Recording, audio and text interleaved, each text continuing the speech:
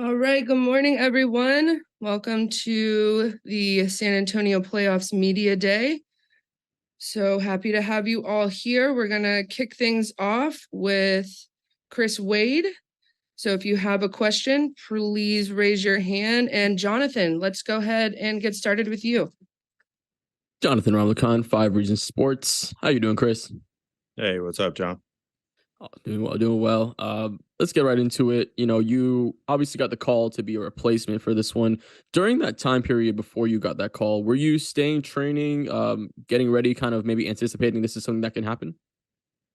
Yeah, I've been training since I got back from the last fight. I was really healthy coming out of the last fight, and I've been the alternate before, and I've handled it all different ways. I've undertrained, I've trained hard, and I just figured don't put yourself in a position where you're not ready to go if they call you, because we were so close. I was out on like a tiebreaker, so I just figured let's get after it. No reason not to.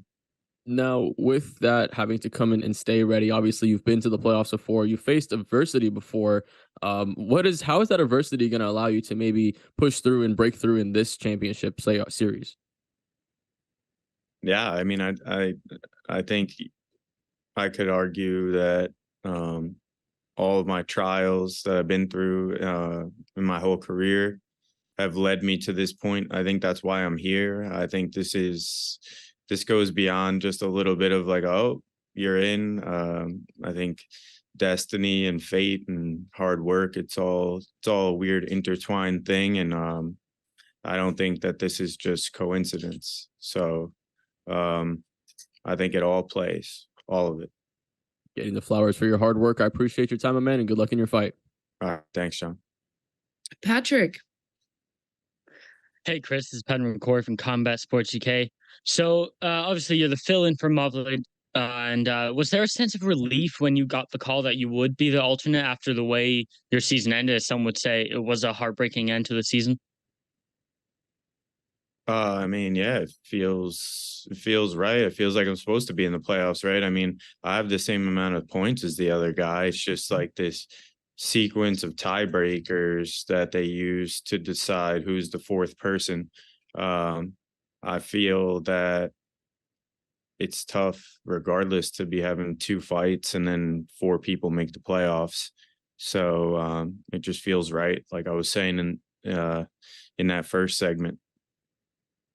And let's talk about the Braga matchup. He's coming off a very impressive win over the highly talented Marlon Moraes. Where do you see your advantages lying in this matchup? I mean, nothing taking nothing away from Marlon. He's a legend of the sport, but he's not the same guy that he was that we watched in the UFC all those years and coming up. He was a different guy toward the end, and that's part of why he hung it up there at the end. Respect to him, but my experience comes almost my advantage is almost everywhere in the cage.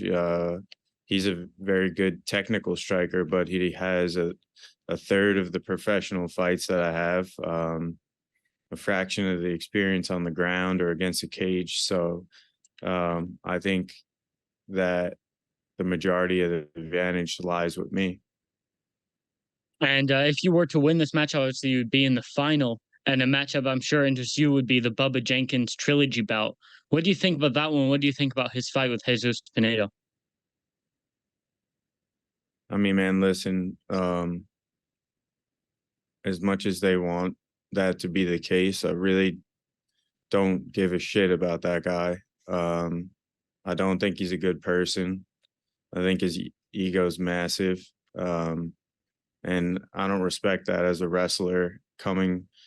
This is coming from the mouth of another high level wrestler. You're supposed to be more humble and than what he is, considering what he's accomplished in this sport, which isn't very much. I really, so I don't look forward to like, oh yeah, I want him to win so we can have a trilogy. Like I really don't. I don't care if he slips.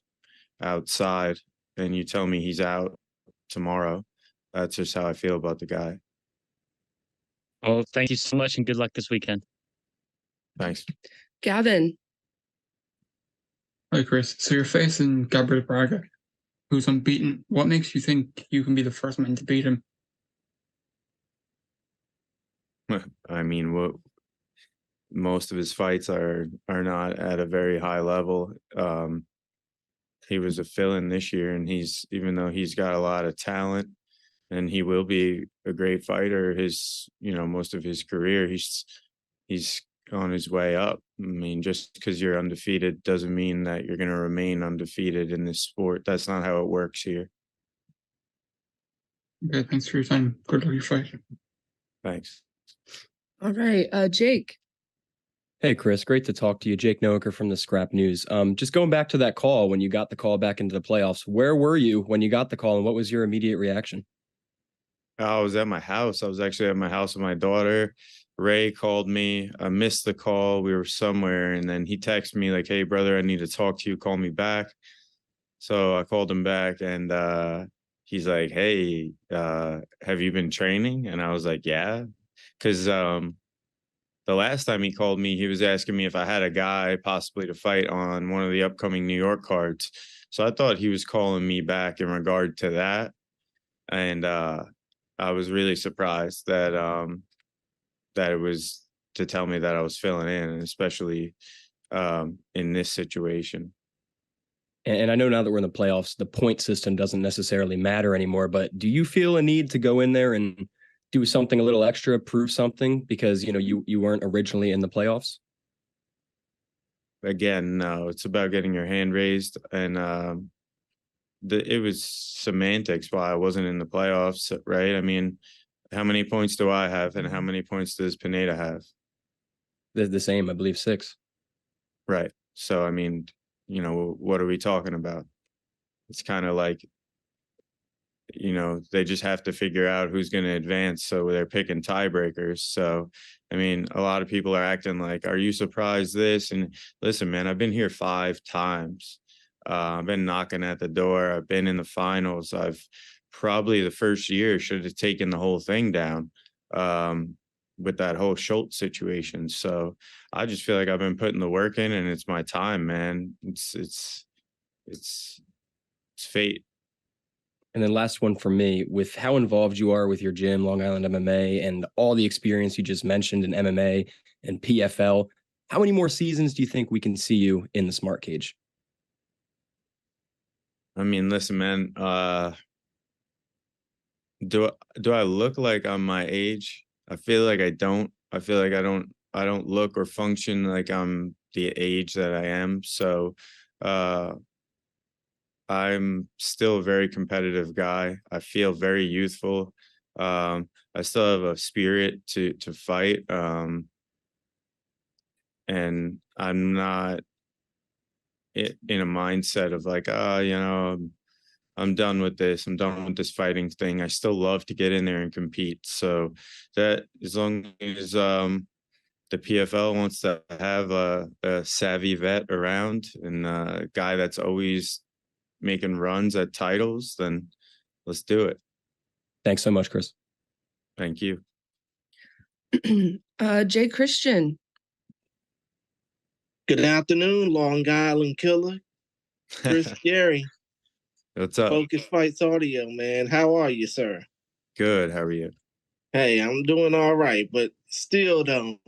I got a couple of questions, if that's okay. I know that you basically saying you don't want to fight Bubba Jenkins because I know that y'all got a historically bad feud against one another. Y'all just hate each other. But let's just say, when it comes down to that upcoming fight, obviously it's the main event, Jenkins versus Pineda. Let's just say if you end up facing Jesus Pineda in the final, would that be a better fight for you than a fight against Jenkins? Oh, that's a good question. I mean, it's going to depend. Like, how does that fight shake out? That's going to kind of show, because Pineda is a newer entity to the league. So his style is a little wild. He's got throws a lot of volume, and he's just a goer. So but he's got length and he's dangerous. So it's weird. It's hard to say stylistically, right? I mean, first time I fought Bubba, we have a similar style, but I shut him down every which way. Second time, he shut me down. So it really comes down to like, this is like every other sport. You know what I'm saying? Yep. Yeah. You have teams that are tough matchups for each other, and they play in playoff series, and the series run deep sometimes, and each night's a different night. So we'll see how that fight shakes out. Understood. And I know that, as has been mentioned by a few of the assembled masses here, that it's hard to get into the PFL playoffs. I mean, you came in on probably one of the weirdest tiebreakers in the history of fight sports tournaments. But do you feel that with you coming in as a late notice replacement, you're going to probably have to turn the adrenaline up to 11 against Gabriel Braga? No. I mean, I'm a veteran of the sport. I'm here to fight. I know how to fight, and I've been training a full camp. So I'm here. This isn't like your traditional replacement situation like you would see in the UFC, where a guy was sitting on the couch. I was in the gym every day, multiple times a day. I'm arguably, because we're getting into the groove of the season, I'm in a better spot than I was even in the first fight or the second fight, as far as my conditioning, where my mindset is at. I know I'm in a better place. So this is a dangerous position. I see it for the other guys. I see. I mean, other than that, I just hope that you do well. And, if it is against Bubba Jenkins in the finals, man, I can only hope that'll be epic. Well, either way, I just hope you continue to do well, Chris. It's been fun talking with you. Thank you so much. Appreciate you. No problem. All right, Dylan, and last question for Chris, please. Sure. So first one is, do you believe that your experience will be a determining factor in this upcoming fight? Absolutely. Yeah.